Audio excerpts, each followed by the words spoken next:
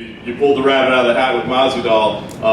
How difficult was that process? Because, he had been very vocal going in, they're not paying me enough, not getting what I wanted. So how hard was it to get something worked out that quickly, and what had to be done to make it happen? Masvidal was brilliant to take this fight. Brilliant. Gilbert Burns, the #1 contender. Gilbert Burns stylistically against Usman was an incredible fight. And, when the fight fell out, Masvidal slid into that spot. And, I was just telling those guys that just left the fighter meeting, this thing is trending off the charts. This thing is trending higher than a Conor McGregor fight.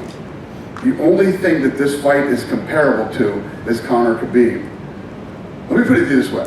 I'll give you an interesting stat. Our UFC store, we sold more merchandise already now than we did in all of 2019. We already beat 2019 with merchandise. It's just, this thing is trending as big as a fight as I've ever seen in my entire career. And I know the Fight Island thing has got people curious. I mean, that's a big part of it. But obviously, I think when Masvidal stepped in, that bumped it up as well. There were a ton of things that made this fight big, yeah.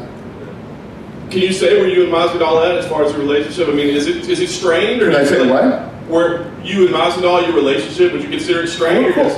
Guys, you're acting like this just started. This has been going on for 20 years. And it'll go on for another 20 years. You know what I mean?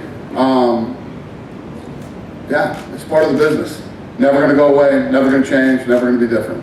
We're never going to have a scenario where you guys are going, holy shit, Jim Johnson thinks you're overpaying him. He thinks he's making way too much money for this fight. We're never going to have that conversation, ever.